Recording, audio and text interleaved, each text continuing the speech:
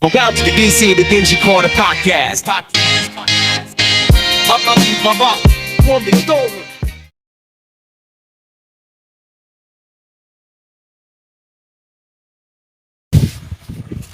What is up? What is up, what people? It's your boy Ru, Mr. Ru. Kama kawa tuko hapa kwa Dingy Corner 106. Of course, niko na Mbogi hapa na we're back with yet another exciting episode.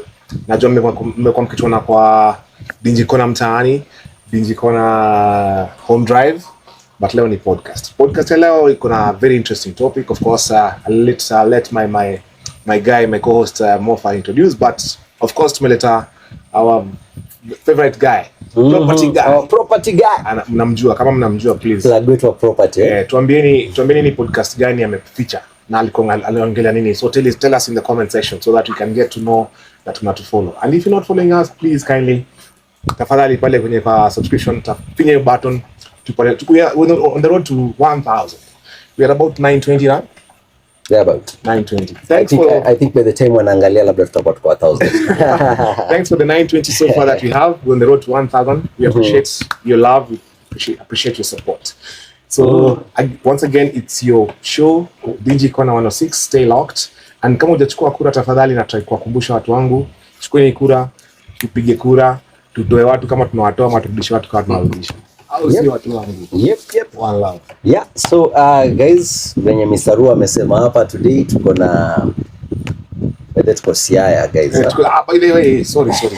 You know, tuko county nyingine leo, county ya Siaya. If you guys have seen us in home drive, mnajua chenye si ufanya, mmetuona Chwele, mmetuona basically ukitutaka any part of the country tunafika. So we are here to tell you stories from all over the place, be it Nairobi, Mombasa, Kisumu, hata ile place nyingine ilikuwa inaitwa nini, hata Illinois. Na Nyuki na Illinois. But acha Mr. Robert naonesha sema jina yake, acha tu aseme hivyo vile amesema Robert.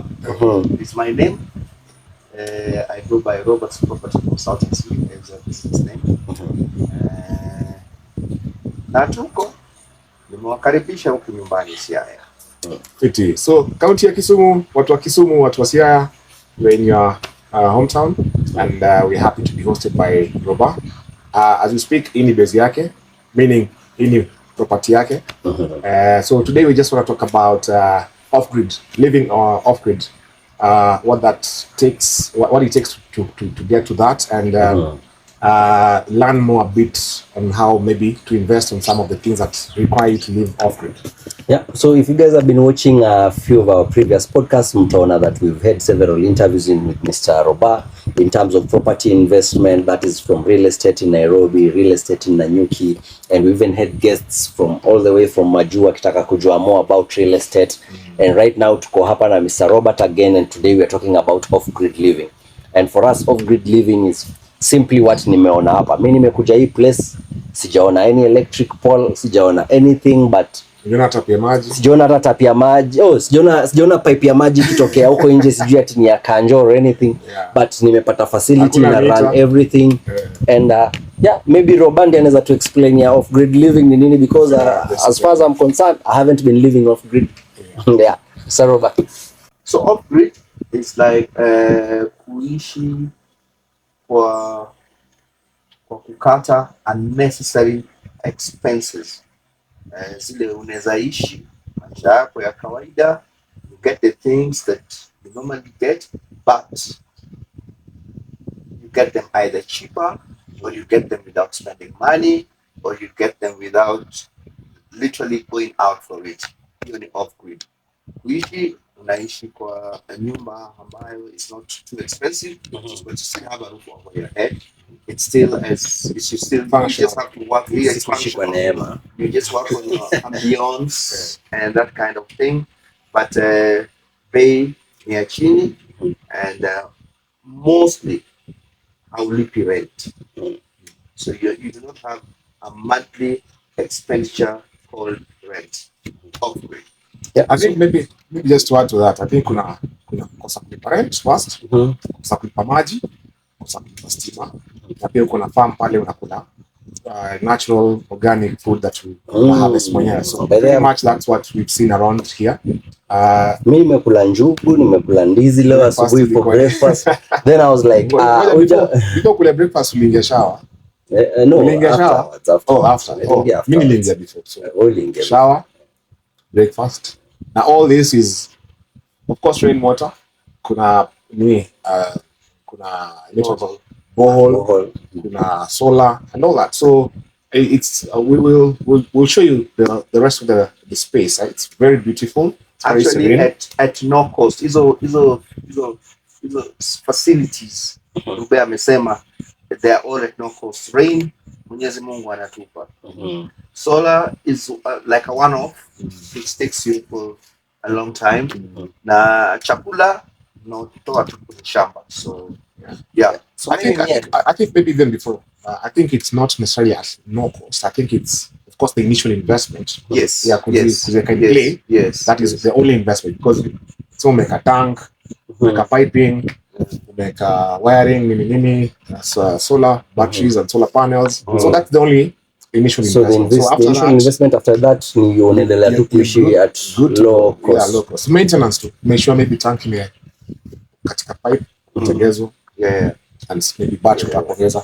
Yeah, so pretty much that's what living off-grid means.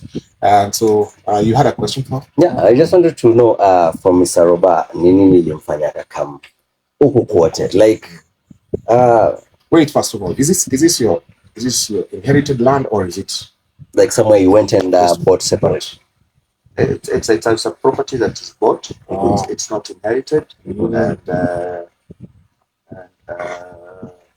Yeah, you're asking something else. How much land is this in terms of acreage? It's slightly way more than, let me say it's more than 2 acres. It is more than 2 acres. It's just shortly under 3. Okay. So I think maybe just to explain to you guys, there is part of the farm that is for tilling and farming and all that. So that's where the cattle are being kept. The farming is done there, and then now there's the garden, which is you guys. They are checking the videos what I want to in the interview. But anyway, Mr. Roba, you are telling us.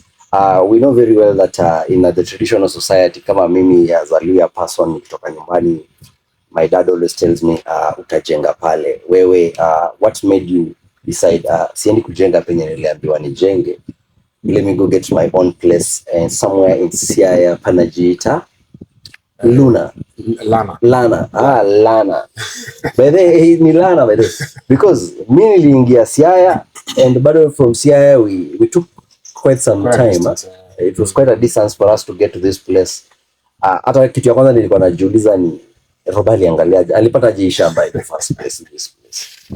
Is it that just like places that are hidden ndani kidogo ama how did you arrive here? First, I am African before I'm Robert. So kwa Kiafrika na kwa Kijaluo nafaa kuwa shamba na Mungu. But my father was a polygamist, a serious one for that matter.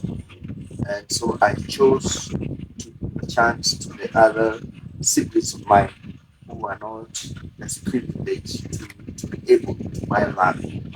So tumewacha ni watu wale hawawezi wa inherit. Sasa ndio nitoka kanunua shamba yangu, lakini hata na hivyo kuingia ndani I had an experience of people who have bought land as well, but they preferred being closer to the road for definitely good reasons, but not knowing that in future it might affect you because infrastructure. Ikija kidogo shamba yako itakatwa. Of course there's that compensation thing, but yeah, just to know that it is blessed. Yes, so I decided let me go a little bit inside so that it doesn't affect me in future when government is on the infrastructure. So guys, actually something amazing happening. It's happening actually here.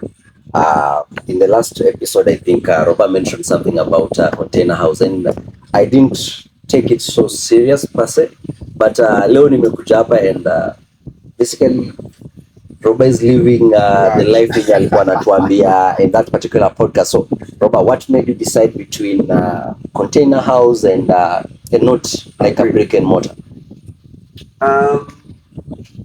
Sababu ilikuwa tu ile ya kuwa disappointed na mafundi. Literally have to sit down and monitor, and I got a little bit too tired and frustrated of work not done in good time, work not done properly, and extra expenses unnecessarily that can be avoided. So out of that, I decided I would go the container way, and yes, here we are in a container. So would you is there a case whereby you would advise someone to go container, and is there a case whereby you would advise someone to go the brick or any other? How what would inform your decision in terms of in this particular space I want to put on a brick, and this particular space I just want to put on a container? I think it just depends with the person, what he wants, because I will still advise, but if you ask me about the brick and mortar, I will still advise. But it depends with the person on and how you want to run your expenses. Because the reason why I'm on this is because I hardly come to the village. I come once in a while, maybe once a year. So you do not want to put that kind of money in a place that you visit only once a year. So that's why I chose this. It's easier to maintain, to give you what you want, it's functional, and yeah, so if that's what somebody's looking at as well, I would advise that go the container way. It's cheaper. Let me not really say it's cheaper, and you guys come and eat me with that. Yeah, it is just a lean way of living with less maintenance. Yes. Yeah, actually look at it from this perspective. Nikisikia leo nimekuweka kuishi place na nataka kuhama, nabeba keja yangu naishia na keja yangu, because on the other hand itabidi nimebomoa keja. Hata utabomoa, it's not even doable, but unaweza move na keja yako. That would be an advantage for you. We're looking at a 40-foot container, which is holding two bedrooms, one master, one guest, a washroom, a sitting room, and a kitchen. So, if you ask me, if it was maybe say a bigger house, let's say holding it holds different containers. So really, how that then, when in terms of moving, how would that then affect your movement? Because I believe it's soldered together or something, welded together or something. Yeah, because actually I've seen the backside, and if you guys are seeing this video, you'll see the backside. It looks like there's an extension to it. Yeah. If you want to have a portable house, yeah, then you cannot keep extending it. Yeah. But if you just want to live in a container, you can still have a very big house actually.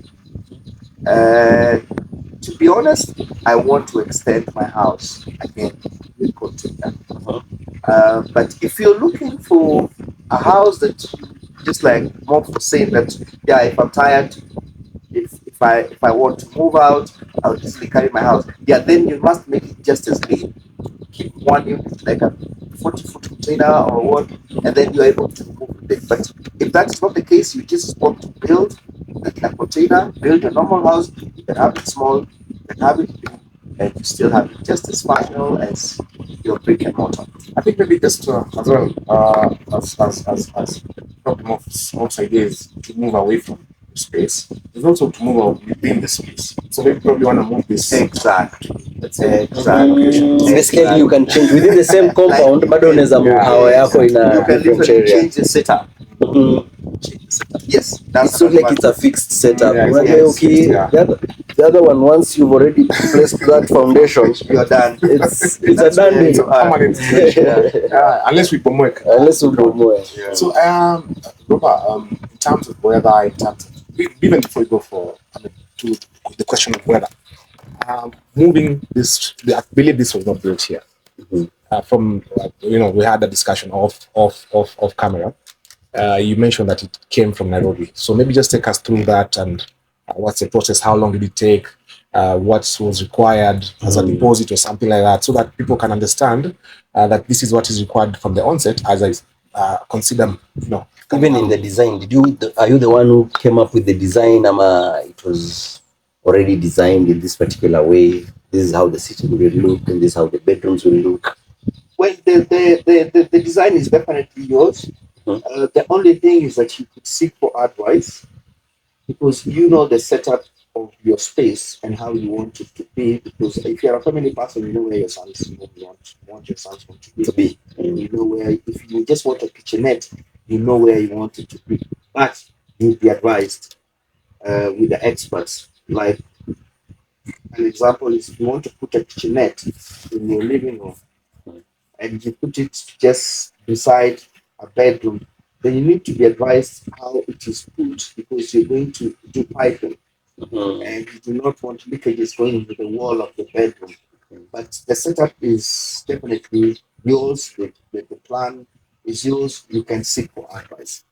The other one is building. I built this. The advantage of container is that you can do it wherever you are, wherever you're comfortable. I did this in Nairobi, and then I just offloaded it here in Siaya. So you have an advantage of inspecting it easily from where you are. You can also choose to have it build on ground, built on the ground. Yeah, but the catch here is you are able to inspect, because you will still transport it in whatever way. You still transport it, so you have to inspect it earlier before it's even completed. Yeah, so that actually advice, whenever you're comfortable doing the construction, do it there, because you are able to supervise and correct anything that needs to be corrected. Because the container will be transported whether you have fixed it or not. It will be transported. So it's better to be comfortable. Make sure that wherever it is being done, it's where you can easily access to come for inspection. Yes, so that's an advantage. How long has this been here? Like, let's say in Lana, for how long? The container right now? Maybe about 9 years. 9 years. I'm assuming that by the time 9 years earlier, this wasn't a common thing in this particular setup. So what was the view about your setup? Let's say from the neighbors. Do you even know your neighbors where they pass over? You might not even be knowing your neighbors. No, 9 years. Lazima anajua. No, anakujanga once in a year. Amesema anakujanga once in December. 9 years. So okay. That's 9 times. Yeah. I do know my neighbors a few. They know me more. Bringing the container was definitely a big shock. A perception by them. For them, they couldn't believe it. First of all, leave alone believe. They didn't understand what am I what doing. What were you trying to do? Yeah, what is this guy doing here? This kind of thing. It was definitely an enemy, and then seeing me moving in that same day when it's offloaded, sleep and cook there. They were like, this is out of this guy is going nuts. But the good thing is that there are people who are like-minded. They allow their minds to change their minds. So after I brought this, I've got 2 more people around me, and they've also left Portland. And they've also done containers. Wow. So now we are 3 people here with the containers. People Lana ni base ya container. Yeah. But ni kama warehouse. But it actually makes sense. Just the other day, I was having a discussion with random people, and I was just telling them, you know what? Me, I would prefer that I have a container house, just a small, simple setup. But according to how they were looking at it, is it that hauna pesa? Like they associate it to lack of funds. Like it's not more of this is just my style. Yeah. They like lack of funds. It looks like lack of funds, but it's for me. It's not even fund related. For me, I prefer something cozy, something lean, convenient. Same thing Roba amesema, once a year, why would you build a whole mansion? A whole 4.55 million structure. It goes actually more than 4.5. Itakuwa maybe 5-10 to mix to something millions. Guys actually have 10 million structures zenye hawaishi ndani wanakujanga once. Unajua kuna condition fanya alisema kwa interview akasema nyumba yake ni basic. Si lazima ako na nyumba kubwa. So we're looking at tunaangalia from that angle. Tunaangalia from basic how many million. Ukipenda tukaa 3 unapata na. Wasema ukwenda kana keja. Si ama je Robana wanataka. Kuna kama 3M na kuna land already. 3M inapatia. Iko kutengenezea keja. By the way, the question was kama tunaongelea 3 million per brick. Hapa tunaongelea ngapi? Container? Yeah. Sema tu kama hii structure. 40 foot. Foundation. Yeah. And the moving should cost you like about 2 point something. So it's more or less the same. More or less the same as brick because with about 3 or even 2.5. Yeah. But anything more than that, let me just say that it's what brings the figures to go slightly higher is your quality of finishing. The quality of finishing will determine. But otherwise, if you just want to make it simple, wow, you can even get it for 1.6, 1.8. Yeah. Okay. But it's the quality of finishing. So unasema tier 1 ni 2 point something, 2 point something there about. Yeah. Then if you just want a tier any, you can actually get it from anywhere below, between $1 million and $2 million. In terms of the weather, we're in Kisumu. As you can see, guys, we're powered by solar. Kuna fan hapa hivi lakini na solar. Na ni kama you feel nothing. Ningekuwa kule na email ngambia boss unaharibu tokens. Bana mimi ningekuwa hapo ningekuwa since morning until the night. Kama nikikupita nikachoma shata nyuma, by the way tutako sana zime yote bana. Achaje ta. Mo flaming kwa shower kapiga shower for almost 1 hour. Came out guys complaining kwa shower. Na Roba complain juu anajua maji ni plenty. Bora kumenyesha na pia tumeona pia kuna borehole. So really much maji kisha kwa mvua kisha kwa tanks anaweza ku pull the resources from the borehole. So Roba, I think you have tanks, you have solar, mini. How much is as an investment in terms of the solar panels and the batteries and the wiring and all that? Just an estimate. A rough estimate, like on solar. Yeah. And by the way, guys, even before he says anything, mjue inare yake ina run a whole compound from this house. Security. He also has a bathroom. He has the workers' quarters, security lights and all that. So he's running all this from the panels. I don't know how many panels there are, but just give us a rough cost of the. Yeah, I also don't have a clear figure number of the panels I have up there because you keep adding progressively. Yeah. Whenever you need extra. So, but roughly to get a good one like this one should cost you like about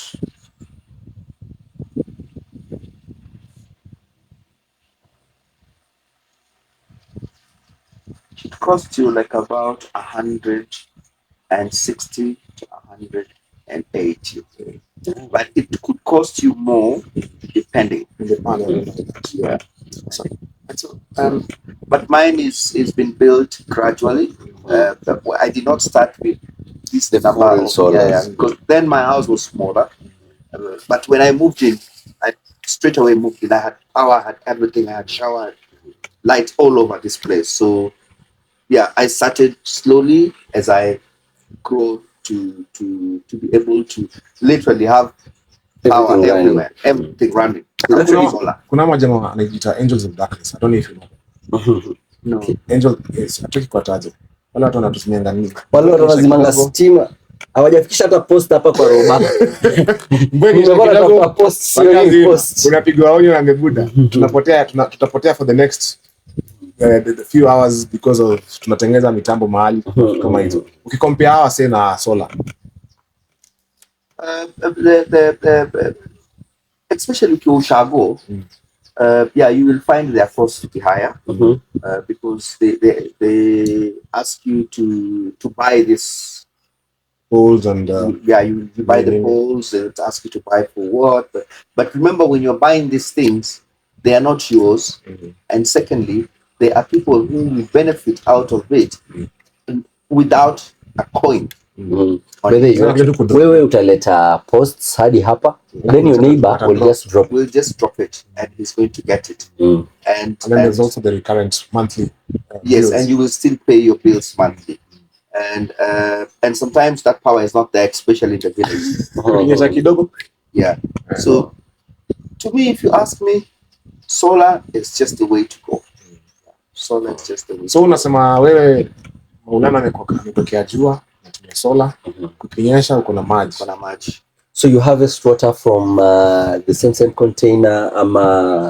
I harvest water from my container. I harvest water from my gazebo. I harvest water from my wash house, and I harvest water from my staff waters. And then there's the borehole. And then you supplement it now with the borehole. Yeah. In terms of liters, how many liters do you collect, like collectively as a whole? Totally.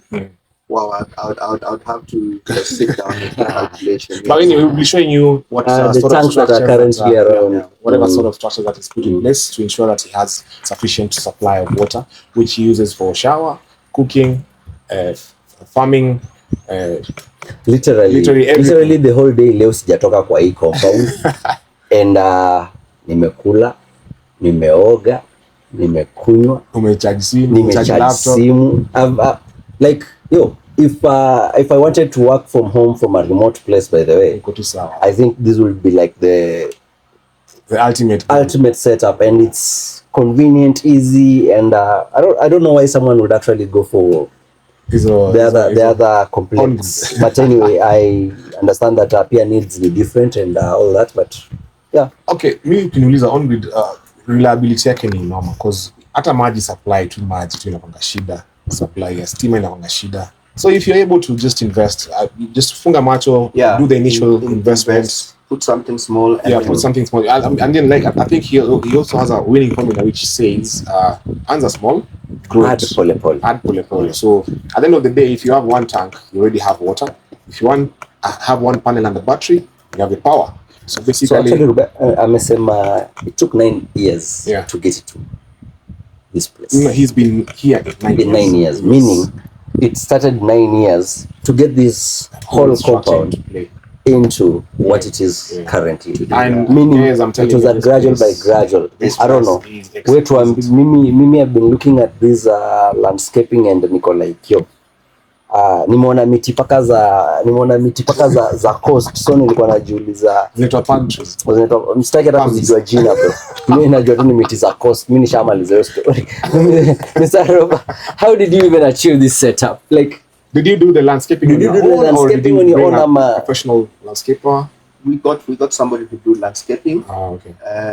It was a bit of work to do because we did it 3 times. That is just because we were trying to plant the grass, and the grass wasn't coming out as expected. So yeah, we did it 3 times, and eventually the 3rd time we are where we are with our grass. Off camera, you mentioned ati kuna mali chwa sijui manze atalienda nyasi South Africa. Me I was like yo nigga. Basically in this farm there is, I don't think there's anything that I've bought in here. Everything has come from either Nanyuki, Nairobi, or somewhere else. Everything, even the trees that you see all over.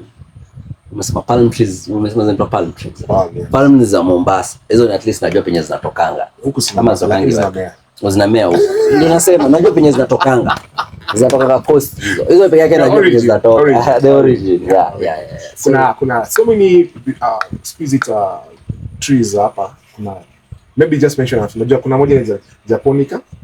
Yeah, there's Japonica. And the pine. pine whistling. Pine is the ones zenye kwa na upepo unasikia. Yes. It's fantastic tree. I would recommend people to buy it and plant it. And then we've got one which is called in Kisii, they call it bonbolea, something like that. I don't know what they call it here. Also a very nice tree, but takes ages to grow. If you're not patient, you will not wait for it.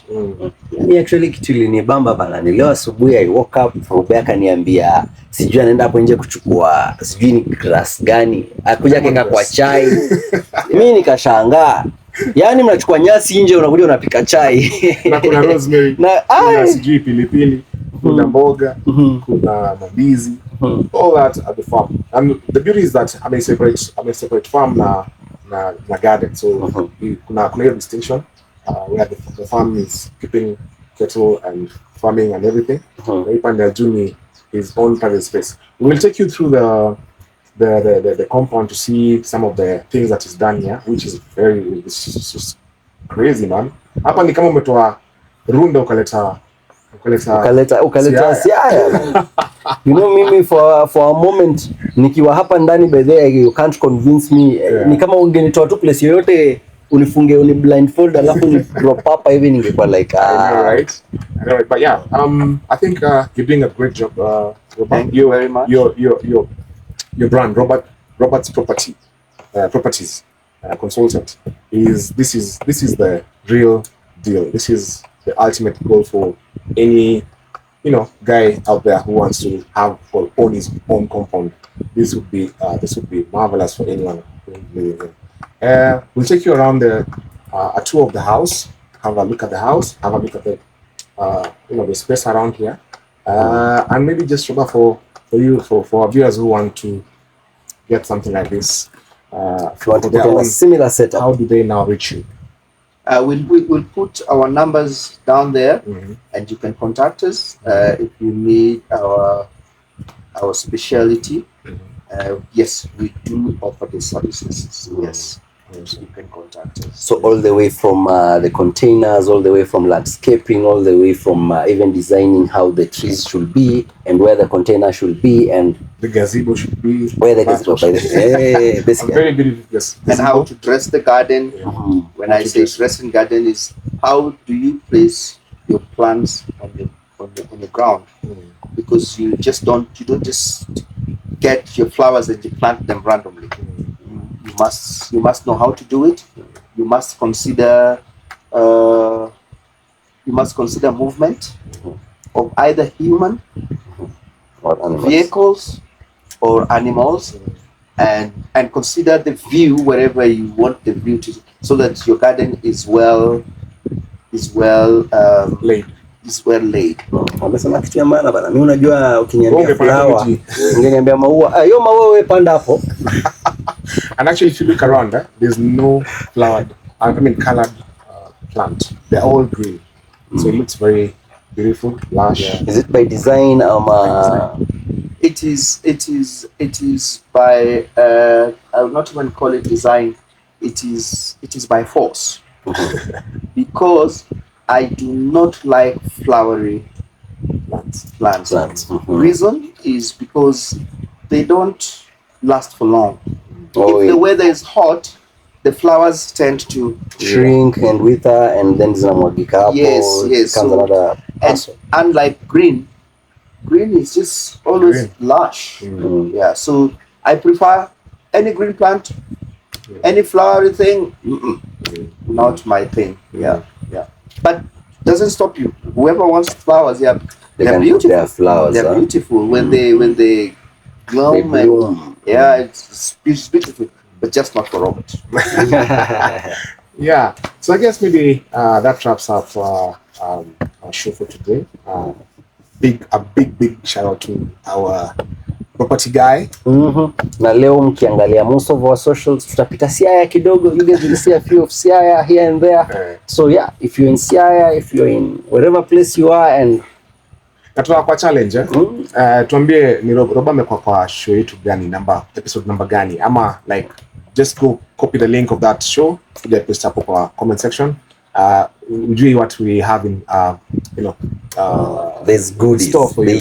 There are goodies that we will be giving out, and we are, I think, at 920 by the time we're shooting this video. 920 subscribers. We're on the road to 1,000. Tutaka tu wase 80. Simkam tu maze, kama unajua subscribe, simkam tu, ama kama unajua msemo anajua mwingine, cheza kawe. Meanwhile, kama ume-like na ume-subscribe na ume-follow, can you comment pale chini? Can you tuambie maoni, what can we improve, what you like about this place? Na tuko, of course, the last time tulikuwa Kitale, today tuko Kisumu. The next, of course, tunarudi Nairobi, but we will be doing such county sort of situations.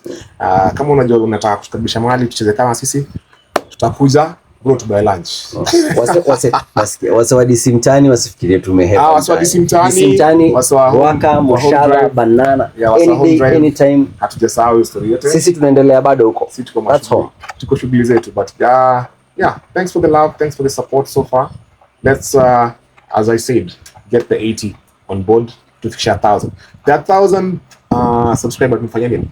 Ule msawatao tunafaa tumfatie kitu. So when you're that number 1,000, ukiingia pale hivyo ndani subscribe, you see that you're the 1,000 guy. Just screenshot that you're the 1,000 guy, send it to us bana pale on the comment. Yeah. Tutakupatia kitu by the way. Utakuja kwa show as a 1,000 guy subscriber. Yeah. That's been it for us. Thanks Roba. Thanks again. Thanks Roba for hosting us, by the way. This is a nice place. Yeah. We really enjoy the very serene. Umefanya my view for Siaya has changed. Yeah. Nilikuwa tu nafikirianga nitaka Siaya, maybe nitakutana na fish huko, then I'll be done, but umenifanya nikakuwa like, yo, kumbe Siaya can have more than just what my imagination had. Dingy Corner 106. That's been our show for today. Thank you guys. Thank you Roba. Yeah. Thank you, Mof. The next time we are taking you guys to Nanyuki. Awesome. Yeah. Some beautiful landscaping. There's a good property in Nanyuki that we are going there next. So watu wa Nanyuki, watu wa house, watu wa Murima. Tunamuoka lights. Yeah, and other than just container houses, guys, Roba does every kind of property. So if you have property and you want a property to be managed, if you have properties that you're looking to build ama to establish and you want advice, landlord anakusumbua pale na unataka advice, property management manze, this is your guy. Na pia kama ni landlord na tena anakusumbua, but Roba is all round. But Roba alisema anapenda uptown property. So guys, bring uptown into rural. So wasewa uko place nyingine. Sitaki kusema. Tunaishi huko.